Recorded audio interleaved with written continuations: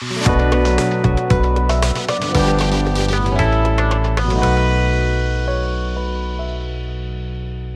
वालेकुम। इससे previous video में हमने क्या किया था, पहले मैं आपको वो बता देता हूँ। हम बेसिकली कर रहे हैं सिटिंग अरेंजमेंट्स के कॉन्सेप्ट्स, ठीक है, उनके शॉर्टकट मेथड्स। इससे प्रीवियस 2 वीडियोस हमने इस पर देख ली हुई हैं। फर्स्ट वीडियो में हमने बेसिक कॉन्सेप्ट देखे थे और साथ एक सिंपल एग्जांपल देखी थी। फिर सेकंड वीडियो में थोड़ी सी एडवांस एग्जांपल देखी थी। आज हम उससे फर्दर एडवांस एग्जांपल देखेंगे। कॉन्सेप्ट सारे वही हैं, मेथड सारा वही है, सारी चीजें एग्जैक्ट वैसी ही हैं। ठीक हो गया, बस थोड़ी सी कॉम्प्लेक्स है, थोड़ी लेंथी है। तो उसी तरह हम सबसे पहले क्या करते हैं, हम रफ वर्क में जो 3-4 पॉइंट से पहले उसको एक्सप्लेन करता हूँ। और अगर आपने प्रीवियस वीडियोस देखी हुई हैं तो आप इस पॉइंट को, ये रफ वर्क वाले, स्किप कर सकते हैं। ठीक हो गया, तो हम स्टार्ट करते हैं। पहले हम देखते हैं डायरेक्शन, कि डायरेक्शन कैसे देखते हैं। फिर दूसरी बार हम देखेंगे वर्ड्स, कुछ वर्ड्स हैं, कुछ न्यू वर्ड्स भी आ गए हैं आज। अच्छा, फिर थर्ड पॉइंट हमारा क्या होगा, हम क्या देखेंगे, राइट मोस्ट एंड और लेफ्ट मोस्ट एंड, इसका क्या मतलब है। फिर फोर्थ पे हम क्या देखेंगे, one line will give one arrangement, इस बात का क्या मतलब है, ये मतलब देखेंगे। ठीक हो गया, तो हम स्टार्ट करते हैं। सबसे पहले हम क्या देखेंगे, डायरेक्शन। तो यहाँ पे लाइन देखें ऊपर। अभी मैं क्वेश्चन नहीं समझा रहा आपको, ये क्लियर रखना है आपने। अभी जस्ट आपको एक ओवरव्यू दे रहा हूँ, क्वेश्चन हम समझेंगे बाद में पूरा डिटेल से। ठीक है, अभी ये ना समझना कि क्वेश्चन समझा रहा हूँ तो उससे आपको लगे शायद क्वेश्चन समझ ही नहीं आया। अभी जस्ट थ्योरेटिकल वे में देख रहे हैं इसको।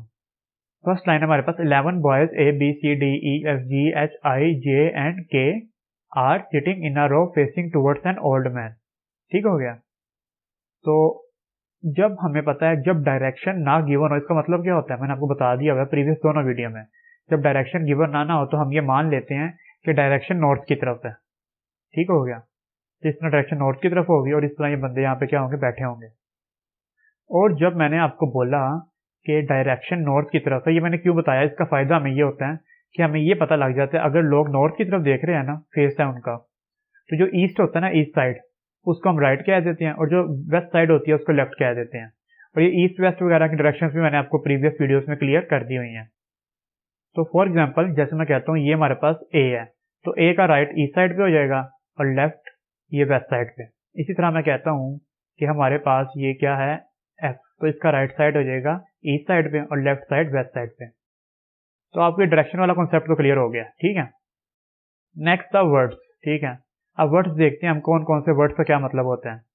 जैसे ये वर्ड आया ना हु, तो याद रखना जब भी हु आया ना तो हु से पहले जो वर्ड है ना वो हु उसको रिप्रेजेंट कर रहा है। जैसे डी है ना हमारे पास, तो ये हु डी को रिप्रेजेंट कर रहा है। जैसे यहाँ पे हु है तो ये किसको रिप्रेजेंट कर रहा है, ई को रिप्रेजेंट कर रहा है। ठीक है, तो ये फर्स्ट वर्ड था हु, ये तो हमारा क्लियर हो गया। अब सेकंड वर्ड है हमारा इमीडिएट लेफ्ट, इसको समझते हैं हम। फॉर एग्जाम्पल मैं क्या कहता हूँ, ABCDE, हमारे पास ये है, ये इनका राइट है, ये इनका लेफ्ट है। ठीक हो गया, अच्छा अब बी है फॉर एग्जाम्पल वर्ड हमारे पास। मैं आपको कहता हूँ कि मुझे ये बताओ आप कि बी का इमीडिएट लेफ्ट क्या है, तो आप कहोगे ए। ठीक है, अब ए के साथ ना मैं एक और वर्ड लिखता हूँ सी। ठीक है, यहाँ एफ क्या है, क्योंकि सी तो आगे लिखा होगा, एफ है और ये एम है, आगे एम भी लिख लिया मैंने। अब मैं आपको कहता हूँ क्या बी का इमीडिएट लेफ्ट जो है वो एफ है, आप कहोगे बिल्कुल भी नहीं।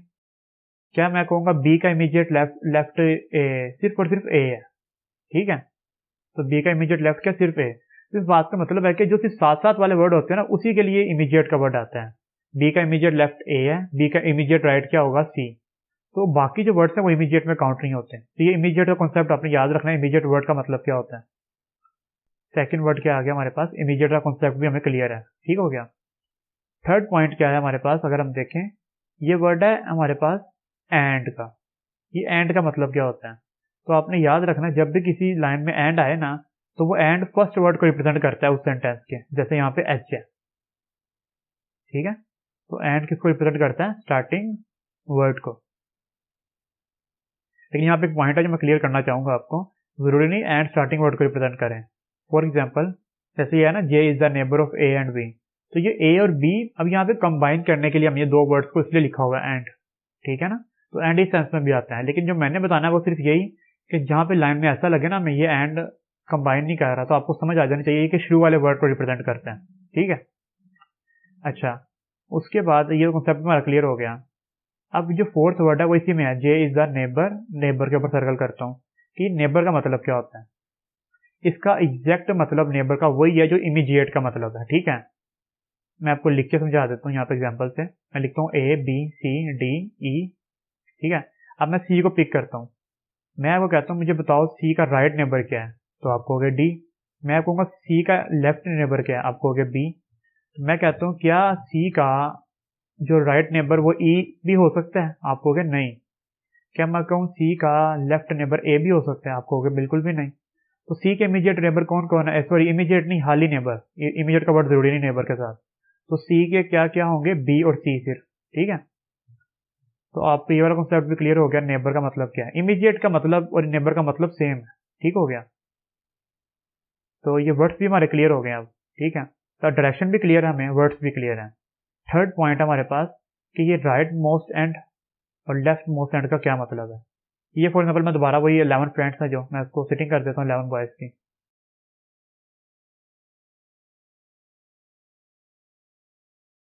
तो ये राइट मोस्ट एंड जो वर्ड लिखा है मैंने इस पर सर्कल किया है, क्या मतलब है इसका। फॉर एग्जाम्पल मैं लिखता हूँ A will be at the right most end. वैसे मैंने लाइन बनाई है मैंने ये। ठीक है, तो अब फॉर एग्जाम्पल मैं कहता हूँ ये इनका राइट है, ये लेफ्ट है, तो ए को किधर प्लेस करेंगे हम, ए को इधर प्लेस करेंगे क्योंकि राइट मोस्ट एंड का वर्ड आया ना। क्या वर्ड आया, राइट मोस्ट एंड। ठीक हो गया, तो इसलिए मैंने इसको यहाँ पे प्लेस कर दिया। ठीक है, और हम क्या किया करेंगे, उसका फायदा क्या हुआ करेगा, ये ध्यान में रखना है कि जैसे राइट मोस्ट एंड के लिए कोई वर्ड आया ना, उसको हमने डायरेक्ट प्लेस कर देना ऊपर लोकेशन में। ठीक है, उसका क्योंकि हमें पता लग गया ना कि हमारे जो प्लेसमेंट है उसमें उसकी लोकेशन किधर है। तो जब उसने राइट मोस्ट एंड का वर्ड यूज किया, पता लग गया हमें एंड पे वर्ड आना है, तो हम डायरेक्ट प्लेस कर देंगे। एटलीस्ट हमारी कोई तो स्पेस कवर हुआ ना इस तरह। तो क्वेश्चन को इस तरह सोल्व करना है कि कोई पता लग गया लफ्ज यहाँ फिट होता है, और जरूरी नहीं राइट मोस्ट एंड के लिए, तो जरूरी नहीं है, कोई और भी हो सकता है, लेकिन हमें पता लग गया ना यहाँ पे प्लेस हो सकता है, तो उसको हमने उधर ही प्लेस कर देना ताकि वो तुम्हारा काम हो जाए कंप्लीट वहां पे। अच्छा, तो आपको ये वाला कॉन्सेप्ट क्लियर हो गया ना राइट मोस्ट एंड का। ठीक है, और लेफ्ट मोस्ट एंड का। अब हम क्या करेंगे, जो लास्ट कॉन्सेप्ट है ना उसको देखते हैं। वो क्या है हमारे पास, फोर्थ कॉन्सेप्ट कि one line will give and one arrangement. इसका क्या मतलब है, ये मैंने बता दिया है प्रीवियस 2 वीडियोस में, अब मैं दोबारा बता रहा हूँ इसी को। अगर आपने वो नहीं देखी है तो यहाँ पे देख लें आप, और अगर देख ली हुई है तो आप स्किप कर दें। वन लाइन अगर होगी ना हमारे पास, तो पॉसिबल है कि उसमें क्या आ जाए, 2 कॉन्सेप्ट आ जाए। ठीक है, एक लाइन में 2 कॉन्सेप्ट आ जाए। ठीक है, और ऐसा ही होगा यूजली तौर पे। ठीक हो गया, जैसे ऊपर लिखा होगा ना, अगर हम देखें D who is immediate left to F, एक कॉन्सेप्ट ये है, सेकंड कॉन्सेप्ट है is second right to the C, दूसरा कॉन्सेप्ट ये है। तो 2 कॉन्सेप्ट है ना, तो हम क्या करेंगे, इन 2 कॉन्सेप्ट से क्या करेंगे, 2 अरेंजमेंट्स बनाएंगे। फॉर एग्जाम्पल मैं बनाता हूँ ए बी और बी सी। ठीक है, ये 2 अरेंजमेंट्स हो जाएंगी। अब फिर हम क्या करेंगे, ये 2 अरेंजमेंट्स को क्या किया करेंगे, कंबाइन कर लेंगे। कंबाइन किस तरह करेंगे मैं वो बता देता हूँ आपको। इन दोनों में देखेंगे कॉमन क्या है, कॉमन बी है, पहले मैं बी लिख लूंगा। फिर मैं देखूंगा कि बी के लेफ्ट साइड पे क्या है, तो बी के लेफ्ट साइड पे ए है, तो मैं ए लिख दूंगा। फिर देखूंगा बी के राइट साइड पे क्या है, तो वो सी है, तो मैं सी लिख दूंगा। तो ये एक कॉम्बिनेशन बन गया हमारा वन लाइन से। पॉइंट क्लियर हुआ है ना, कि एक लाइन में 2 कॉन्सेप्ट होंगे, उन दोनों कॉन्सेप्ट से सेपरेट सेपरेट हमारा कॉम्बिनेशन बनेगा, और उससे हमारा क्या होगा, एबीसी की अरेंजमेंट, एक अरेंजमेंट आ गई ना एक लाइन से। क्लियर हो गया ना आपको पॉइंट। मैं आपको इसकी रियल एग्जांपल दे देता हूँ ऊपर। अभी तक मैंने क्वेश्चन नहीं समझाया, मजे की बात ये, अभी जस्ट मैं उसके जितने भी कॉन्सेप्ट है ना वो सारे बता रहा हूँ आपको। मैं ये पहले क्यों बता रहा हूँ, उसकी रीजन सिर्फ इतनी सी है, अगर मैंने ये क्वेश्चन सोल्व करते हुए बताया ना आपको सारी चीजें किस तरह करते जाते हैं हम, तो वहां पे डबल इन्फॉर्मेशन आ जाएगी। एक है उन कॉन्सेप्ट को समझना, दूसरा उन कॉन्सेप्ट को इंप्लीमेंट करना। तो आपके ब्रेन में ना वो एक होगा ना कि कॉम्प्लेक्स हो जाएगा, और खुद इमेजिनेशन करनी पड़ेगी। तो वो काम जस्ट जो थोड़े हाई लेवल के स्टूडेंट्स होते हैं ना, जो इनका अच्छा IQ होता है, वो कर पाते हैं। तो जो एवरेज स्टूडेंट होते हैं या जिनका IQ लो होता है, उनको इसी तरह देख लेना तो बेहतर है। ठीक है, तो मेरा काम तो ये है कि सब स्टूडेंट को समझ आए, तो उसके लिए मैं इसको सेपरेट सेपरेट समझा रहा हूँ। पहले थ्योरेटिकल कॉन्सेप्ट, फिर हम इसको सोल्व करेंगे। अच्छा, इधर ना मैं आपको थोड़ी सी ना एग्जांपल, एक पॉइंट प्रैक्टिकल में देके बता देता हूँ। जो हमारा क्वेश्चन है लिखा हुआ है D who is immediate left to F. ठीक है, ये एक लाइन का एक कॉन्सेप्ट है। एक लाइन में 2 कॉन्सेप्ट होते हैं, तो एक लाइन का एक कॉन्सेप्ट है। तो मैं क्या लिखूंगा कि एफ लिख लूंगा, साथ एफ क्या है, डी क्या है, इमीडिएट लेफ्ट है ना, तो ये डी आ गया। तो एक कॉम्बिनेशन ये बनेगा। अच्छा, अगर आगे हम देखें is second right to C, is किसके लिए आ रहा है, डी के लिए आ रहा है, ये गौर करें तो सी के सेकंड राइट में है, सी के सेकंड राइट में क्या है, डी। तो फॉर एग्जांपल मैं लिखता हूं यहाँ पे सी, तो सी का सेकंड राइट क्या होगा, एक स्पेस छोड़ देंगे बीच में, एक स्पेस छोड़िए और दूसरे में डी आ गया। अच्छा ये भी पॉइंट आपने याद रखना है, सेकंड राइट का मतलब हो गया एक स्पेस छोड़ना, थर्ड राइट का मतलब दो स्पेसेस छोड़ना और फिर वर्ड लिख देना। ठीक हो गया, ये दो कॉम्बिनेशन बन गए हमारे पास। जस्ट लाइक जैसे मैंने ऊपर आपको बताया था ना अभी, ये ए बी और बी सी का कॉम्बिनेशन, इसी तरह दो कॉम्बिनेशन बन गए हमारे पास। ठीक है, तब इन दोनों में कॉमन देखेंगे क्या है, डी, वो डी लिखेंगे, और राइट साइड पे क्या है, एफ, तो एफ लिख लेंगे। लेफ्ट साइड पे पहले एक ब्लैंक स्पेस है वो आ गई, फिर सी आ गया। तो ये एक कॉम्बिनेशन हमारे पास बन गया। ये किससे बना, एक लाइन से बना। ठीक है, तो यहाँ पे हमारा ये कॉन्सेप्ट भी, कॉन्सेप्ट नंबर 4 क्लियर हो गया। ठीक हो गया। अच्छा एक पॉइंट है जो मैं आपको यहाँ पे ऐड करना चाहूंगा, ठीक है, वो आपने माइंड में रखना है, वो इसी कॉन्सेप्ट से रिलेटेड है, पहले भी बताया दोबारा बता रहा हूँ। वो ये है कि ये जो सारा कॉन्सेप्ट मैंने खड़ा किया है ना, अगर आप गौर करें, ठीक है, मैंने लिखा था ना डी और एफ, आपको याद होगा मैंने डी एफ लिखा था, तो डी एफ लिखते पहले मैंने एफ को लिखा था। ठीक है, और इसी तरह सी डैश डी जब मैंने लिखा था तो पहले मैंने सी को लिखा था।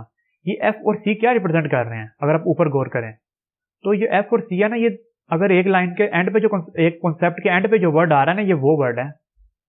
जैसे ऊपर था ना, D who is immediate left to F, left to F, तो ये एंड पे वर्ड आया। इस तरह सेकंड राइट टू सी, ये एंड पे वर्ड आया। मतलब ये जो कॉम्बिनेशन हमने बनाने होते हैं ना, ये हम हर कॉन्सेप्ट के एंड वाले वर्ड स्टार्ट करते हैं। ये इसको बनाना कैसे है मैं आपको बताऊंगा अभी। ठीक है ना, अभी जैसे ये रटा लगा लें या क्रैम कर लें या रिटेन कर लें, बस एब्जॉर्व कर लें माइंड में किसी भी तरह कि हमने जब भी कॉम्बिनेशन बनाना है हमने हमेशा उस पॉइंट का लास्ट वर्ड पिक करना है। ठीक हो गया। अब इसी तरह जैसे for example A is second right to E, तो ई को पिक करेंगे।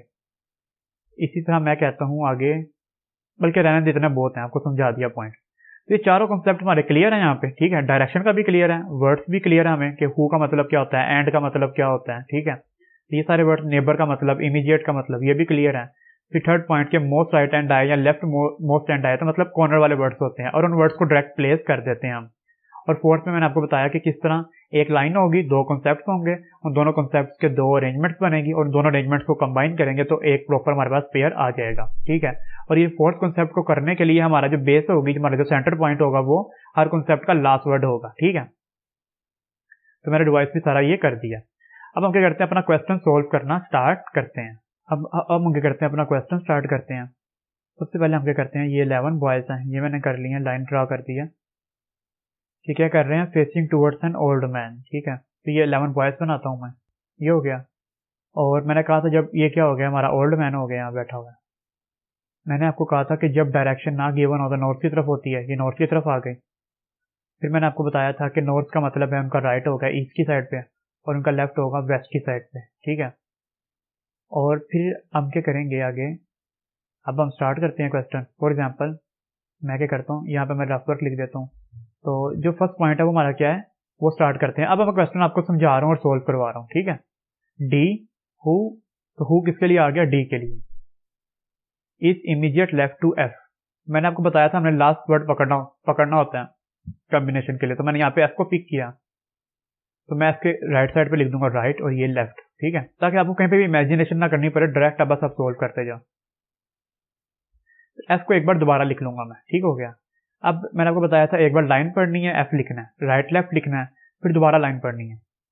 डी, अभी डी की बात कर रहे हैं, डी क्या है, is immediate left to F.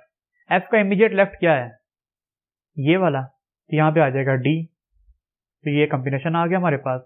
अब बाकी लाइन का बाकी पार्ट पढ़ते हैं। इज, अब इज किसके लिए आ रहा है, यहाँ पे डी के लिए आ रहा है, तो यहाँ पे डी लिख देता हूँ। डी क्या है, सेकंड राइट टू द सी, तो एंड पॉइंट आया सी, तो सी लिख दूंगा, सी का राइट और लेफ्ट लिखूंगा। ठीक है, फिर दोबारा एक बार सी लिख लूंगा। अब मैं लाइन को दोबारा पढ़ता हूँ, D is second right to the सी।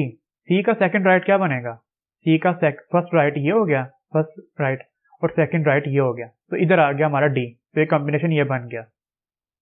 अब ये दो कॉम्बिनेशन आ गया। अब मैंने आपको बताया था इनको हमने कंबाइन करना होता है, तो कंबाइन करने के लिए क्या करेंगे, कॉमन वर्ड देखते हैं। कॉमन वर्ड है डी, तो मैंने डी लिख लिया। अब डी के राइट साइड पे क्या है और लेफ्ट साइड पे देखते हैं हम क्या है, तो राइट साइड पे एफ है तो एफ लिख दिया, लेफ्ट साइड पे पहले एक ब्लैंक स्पेस है तो ब्लैंक स्पेस और साथ सी है तो सी लिख दिया।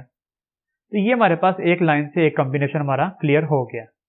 ठीक हो गया। इसको मैं राइट साइड पे लिख लेता हूँ, CDF। ये आपने अरेंजमेंट माइंड में रखनी है। अच्छा, ये रफ वर्क मैं यहाँ से रिमूव कर देता हूँ ताकि हम नेक्स्ट लाइन का रफ वर्क कर सकें। सेकंड लाइन क्या है हमारी, A is second right to E। मैंने आपको फिर बताया था कि एंडवर्ड पिक करना होता है। मैंने E को पिक किया, उसके इधर राइट पे राइट लिखा, लेफ्ट पे लेफ्ट लिखा, एक बार E फिर लिख लिया। अब दोबारा लाइन को पढ़ेंगे। A क्या है, A के बारे में बात कर रहा है। A is second right to E। E का सेकंड राइट क्या बनेगा, ये फर्स्ट राइट हो गया एक E का, और ये सेकंड राइट, इधर क्या आ गया A। तो एक कॉम्बिनेशन ये बन गया। अब आगे पढ़ते हैं हु। मैंने आपको बताया था हु का मतलब क्या होता है, उससे पहले वाला वर्ड। तो ये E हो गया। ठीक है, E है, E की बात कर रहे हैं। E is at the one and. E क्या है, वन एंड के ऊपर है। ये बड़ा मजे का पॉइंट आया, वन एंड। अब वो वन एंड कौन सा हो सकता है, E का। यहाँ तो E है ना, फॉर एग्जाम्पल ये, यहाँ तो ये वर्ड ये हो सकता है वन एंड, या ये हो सकता है। लेकिन अगर हम E A के कॉम्बिनेशन को गौर करें तो अगर हम E को क्या कहते हैं, इधर प्लेस करता हूँ E डैश A के कॉम्बिनेशन को, ये तो गलत हो जाएगा क्योंकि E तो उसने बोल ही दिया वन एंड के ऊपर है, तो ये राइट पे तो नहीं जा सकता डैश A। तो इसका मतलब क्या हुआ, ये कॉम्बिनेशन है E A का। तो मैंने आपको बताया था जो प्लेस हो सकता है उसको प्लेस कर देना है। तो E डैश A तो हम यहाँ प्लेस कर देते हैं। ठीक हो गया, ये प्लेस हो गया। तो इसका मतलब ये नीचे वाला सारा कॉम्बिनेशन इसकी अब हमें जरूरत नहीं है। एक तो मैंने राइट साइड पे लिखा हुआ है ना ऊपर C-DF, उसकी जरूरत है, अभी हमने उसको हमने प्लेस नहीं किया। इसको हमने प्लेस कर लिया तो इसको खत्म कर देते हैं यहाँ से। तो ये वाला कॉन्सेप्ट हमारा क्लियर हो गया। मैं यहाँ पे नीट करके लिख देता हूँ, ये मैंने नीट करके लिख दिया। अब हमने थर्ड पॉइंट देखना है हमने कि थर्ड पॉइंट क्या, थर्ड लाइन देखते हैं। वो क्या कहता है, J is the neighbour of A and B। A and B का J नेबर है। इसमें कुछ राइट लेफ्ट लिखने की जरूरत नहीं है हमें, उसने बस बताया J है, उसके नेबर क्या है A और B। नेबर का मतलब क्या होता है मैंने आपको बताया हुआ है। अच्छा, जरूरी है कि BJA ही हो, उसने तो बताया नहीं राइट नेबर कौन सा लेफ्ट नेबर कौन सा है। तो ये भी तो कॉम्बिनेशन हो सकता है कि AJB भी हो सकता है। अब हमें नहीं पता सही वाला कौन सा है, लेकिन ऊपर जो हमने देखा ना, जो प्लेस किया हुआ है A तो आ चुका हुआ है। तो अगर मैं फर्स्ट वाला कॉम्बिनेशन मानूं BJA वाला, अगर मैं गौर करूं तो फिर मैं क्या करूंगा, ये A के साथ क्या करूंगा, यहाँ पे ये A तो ये प्लेस हो गया। अब इस J का प्लेस कर दिया और B की जगह ये आ गया। तो ये आ सकता है B E की जगह पे, नहीं, तो ये तो गलत हो जाएगा हमारा। तो मतलब क्या हुआ, सेकंड वाला कॉम्बिनेशन ठीक है हमारा, AJB वाला, ये वाला। ठीक है, अच्छा ठीक हो गया। तो AJB वाला कॉम्बिनेशन हमारा ठीक है। एक तो इसको हम AJB को यहाँ पे लेस भी कर सकते हैं, कोई मसला नहीं है। लेकिन अभी हमने चलो लाइन कंप्लीट कर लेते हैं अपनी, जो हमारा पैटर्न चल रहा है। एक तो AJB का कॉम्बिनेशन आ गया, मतलब लाइन का एक कॉन्सेप्ट क्लियर हो गया। दूसरा क्या है, एंड। अब ये एंड किसके लिए रिप्रेजेंट कर रहा है, ये J को कर रहा है, मैंने आपको बताया हुआ। ठीक है, यहाँ पे J लिख लेता हूँ। अब J क्या है, J third to the left of G। मैंने आपको बताया लास्ट वर्ड G है, तो मैं G लिखता हूँ। G के राइट पे लिख लेता हूँ, राइट में लेफ्ट पे लेफ्ट आ जाएगा। और ये किस बेस पे लिख रहा हूँ, कोई डायरेक्शन गिवन नहीं थी, मतलब नॉर्थ डायरेक्शन थी। और जब नॉर्थ डायरेक्शन होती है तो ईस्ट साइड को राइट कहते हैं और वेस्ट साइड को लेफ्ट कहते हैं। तो इस तरह राइट लेफ्ट लिख रहा हूँ मैं। ये प्रीवियस वीडियो में मैंने क्लियर कर दिया हुआ अच्छी तरह। अच्छा, अब मैं एक बार दोबारा G लिख लेता हूँ। अब लाइन को दोबारा पढ़ते होते थे हम, तो क्या करेंगे, J third to the left of G। Left of G है, ठीक है, third to the left of G। तो G के लेफ्ट में थर्ड क्या आता है, ये फर्स्ट, ये सेकंड और ये थर्ड। ठीक है, तो इधर क्या आ जाएगा हमारा J। तो एक कॉम्बिनेशन हमारे पास ये बन गया, ये भी कॉम्बिनेशन आ गया हमारे पास और ये भी आ गया। अब ये एक लाइन के दो कॉम्बिनेशन है, इनको मिक्स करके एक कॉम्बिनेशन बना लेते हैं। तो कॉमन क्या है इन दोनों में, कॉम्बिनेशन करने का तरीका ये होता है ना कि इनमें कॉमन देखें। तो कॉमन क्या है, J, तो मैंने J लिख लिया। अब हम देखते हैं J के राइट साइड पे क्या है, B, तो मैंने B लिख लिया। और ऊपर J के राइट साइड पे गौर करें क्या है, एक एम्प्टी स्पेस है पहले और दो एम्प्टी स्पेसेस हैं और उसके बाद में G है। तो एक एम्प्टी स्पेस पे तो B आ गया था, बाकी एक और एम्प्टी स्पेस बची और G बचा, तो वो लिख लिया। J के लेफ्ट साइड पे देखें अगर हम क्या है, तो A है सिर्फ, तो A लिख लिया। तो AJB-G, ये हमारे पास क्या आ गया, कॉम्बिनेशन आ गया है, थर्ड कॉम्बिनेशन हमारा। ठीक है, तो ये ऊपर लिख देता हूँ AJB-G, तो ये आ गया कॉम्बिनेशन हमारा। अच्छा, तो सेकंड कॉम्बिनेशन क्या है, AJB-G। ठीक हो गया। तो ये जो कॉम्बिनेशन है ना हमारा, इसको हम प्लेस कर सकते हैं, हमें पता है ऊपर, क्योंकि आपको मैंने बताया था जो फिट होता है उसको फिट करते जाना है। तो इसका फिट कर देता हूँ AJB- और G। तो इस सेकंड वाला तुम्हारा काम खत्म हो गया, इसके अब हमें जरूरत नहीं है। ठीक हो गया, इसको मैं रिमूव कर दिया इसलिए। अच्छा, अब हमने क्या करना है, हमारा थर्ड कंप्लीट हो गया था, अब हमने फोर्थ देखनी है लाइन, ठीक है। थर्ड लाइन तो कंप्लीट हो गई है, फोर्थ लाइन क्या है, H is on the immediate left of D. फिर दोबारा मैंने कहा एंड वाला वर्ड पकड़ना है, तो एंड वाला वर्ड डी है, तो मैंने डी को पकड़ा। अब डी का राइट होगा ये और लेफ्ट होगा ये, ठीक हो गया। डी को एक बार दोबारा लिखेंगे हम, ठीक है। अब लाइन को दोबारा पढ़ेंगे हम। एच एच को जेन में रखा हमने, H is on the immediate left of D. D का इमीडिएट लेफ्ट क्या है, ये, तो यहाँ पे आ जाएगा एच, ठीक हो गया ना। तो ये कॉम्बिनेशन बना, अभी हाफ बना है हमारा कॉम्बिनेशन, ठीक है। अब नेक्स्ट क्या है, एंड। अब एंड किसके लिए प्रेजेंट होता है, मैंने आपको बताया हुआ है, एच के लिए आएगा, स्टार्टिंग वाले वर्ड के लिए आता है सेंटेंस के। तो एच आ गया। अब एच क्या है, third to the right of I. अब आई लिखता हूँ, आई का राइट और लेफ्ट बनाया मैंने, आई को एक बार दोबारा लिखा। अब लाइन को दोबारा पढ़ता हूँ, third to the right of. तो आई का थर्ड राइट क्या बनेगा, आई का राइट ये फर्स्ट राइट, ये सेकंड राइट और ये थर्ड राइट। तो यहाँ पे कौन सा वर्ड आ जाएगा जो ऊपर पहले बताया हुआ, तो उसमें हमें एच, तो यहाँ पे एच आ गया। तो आई डबल डैश एच आ गया। अब ये एक लाइन के दो कॉन्सेप्ट आ गए, इनको कंबाइन करना है। तो अब हम क्या देखते हैं, कंबाइन करने के लिए कॉमन पॉइंट उठाते हैं, वो क्या है, एच। तो मैंने एच लिख लिया। एच के राइट साइड पे क्या है, डी, तो मैंने डी लिख लिया। एच के लेफ्ट साइड पे क्या है, दो ब्लैंक स्पेसिस हैं और आई है, तो ये मैंने दो ब्लैंक स्पेसिस और आई लिख लिया। तो ये कॉम्बिनेशन हमारे पास कंप्लीट हो गया, H dash dash H D.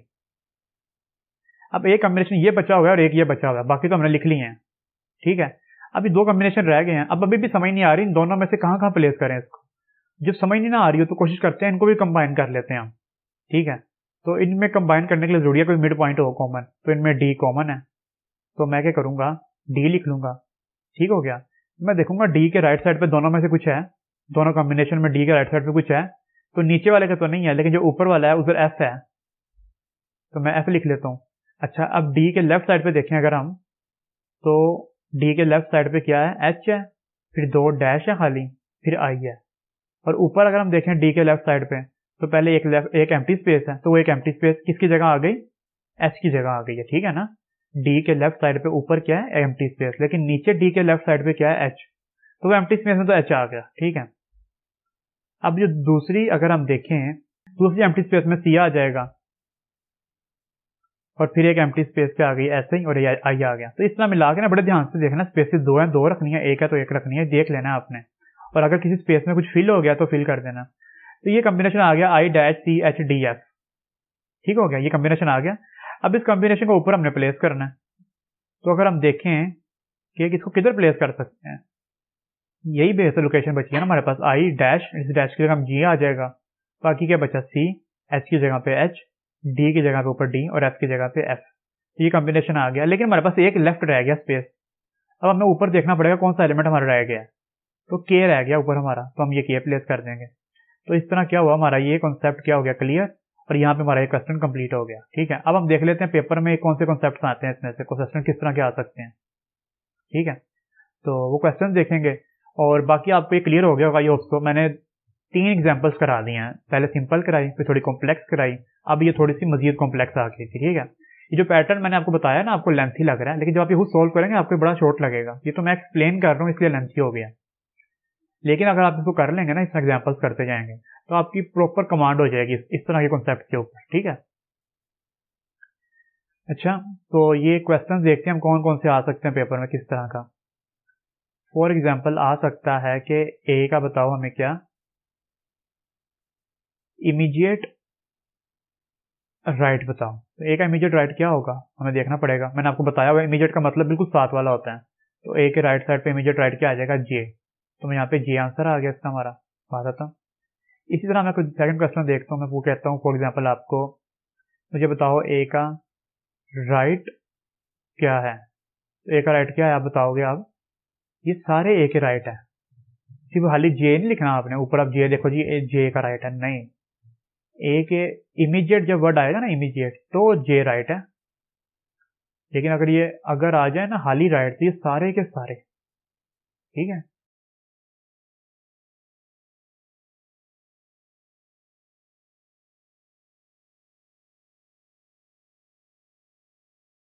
तो ये सारे के सारे क्या आ गए, इसके राइट आ गए, ठीक हो गया। अब हम एक कॉन्सेप्ट एक और ले लेते हैं एग्जाम्पल के तौर पर, ताकि थोड़ी क्लियर हो जाए ज्यादा। मैं आपसे पूछता हूँ डी का नेबर बताओ हमें, डी का नेबर क्या है। तो डी का नेबर क्या है हमारे पास, एच और एफ। ठीक है, सारे नहीं है, सिर्फ साथ साथ वाले नेबर होते हैं। ठीक है, एनी हाउ यहाँ तक हम इतने क्वेश्चन काफ़ी हैं जो मैंने आपको समझा दिए हैं, 3 काफ़ी हैं। अच्छा, तो आई होप सो आपको ये कॉन्सेप्ट क्लियर हो गए होंगे, ये क्वेश्चन क्लियर हो गए हैं। इंशाल्लाह नेक्स्ट वीडियो फिर हम लेके आएंगे, इसी तरह कोई और एग्जांपल पिक करेंगे, उसको समझने की कोशिश करेंगे और इस सीरीज को चलाएंगे, थोड़े से क्वेश्चन और करेंगे ताकि आपकी ना इस पे ना कमांड थोड़ी स्ट्रॉन्ग हो जाए। ठीक हो गया, तो इंशाल्लाह नेक्स्ट वीडियो में मिलते हैं एक नए क्वेश्चन के साथ। तब तक के लिए अल्लाह हाफिज़।